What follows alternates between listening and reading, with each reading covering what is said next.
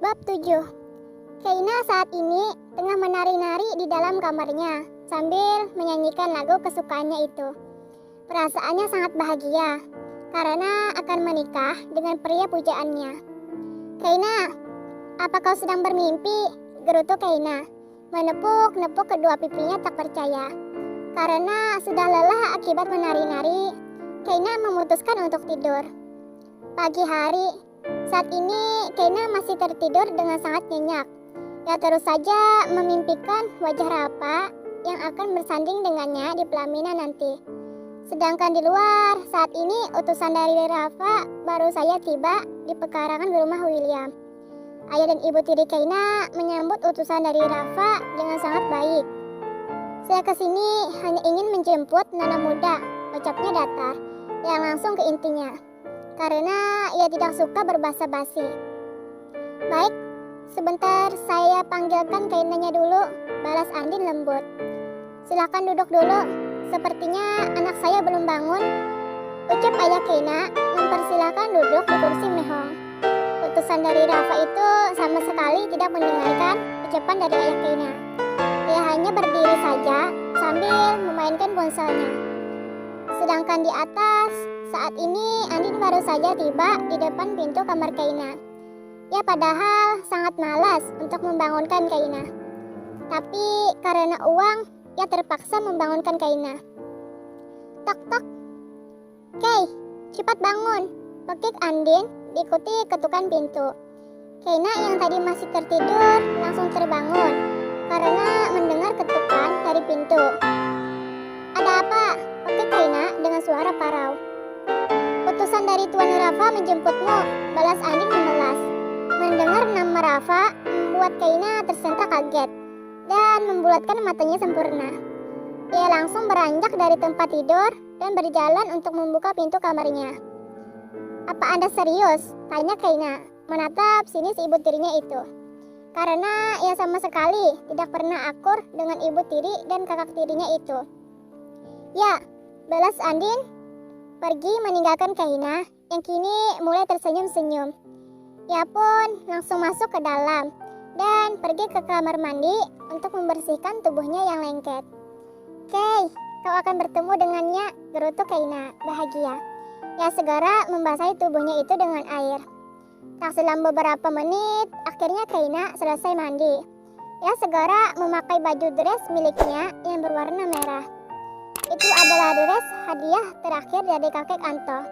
Karena kakek Anto sudah meninggal dunia akibat mengidam penyakit jantung.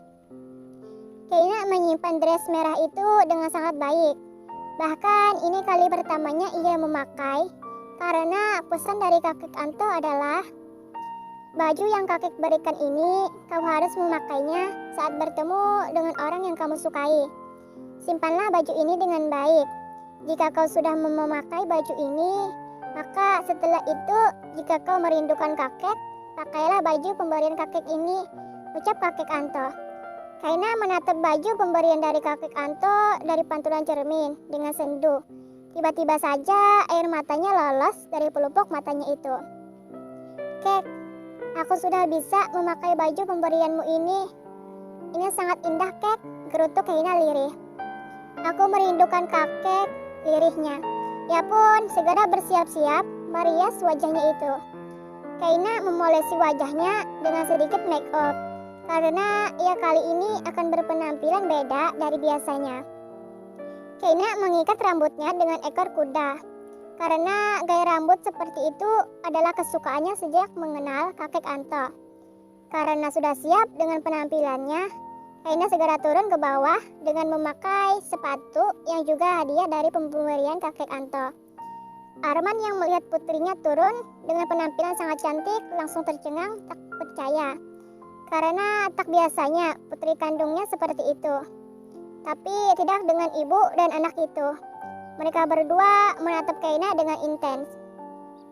"Aku sudah siap," ucap Keina yang baru saja tiba. "Berhati-hatilah nak," balas Arman. Keina hanya mengangguk dan segera berpamitan dengan ayahnya itu. Sedangkan pada ibu dan kakak tirinya hanya melirik sekilas. "Saya permisi," ucap pria yang tadi menunggu Keina. Mereka berdua memasuki mobil hitam yang sangat mewah. Kaina tak henti-hentinya membayangkan saat ia nanti menikah dengan Rafa. Kaina menatap jalanan dengan bibir yang terus tersenyum. Ini adalah hari yang bahagia baginya, karena akan bertemu dengan Rafa. Ting! Pesan tiba-tiba saja masuk di handphone milik Kaina. Ia pun segera membuka handphone miliknya itu. Kakak bisa ke markas.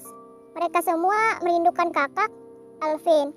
Itu adalah pesan dari Alvin, karena Kaina sudah 1 minggu tidak menemui mereka semua di markas.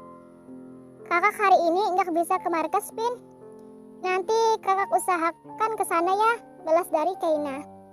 Iya kak, balas Alvin yang sepertinya menunggu balasan dari Kaina dari tadi. Terima kasih, jangan lupa subscribe, like, komen, dan share ya. Dadah.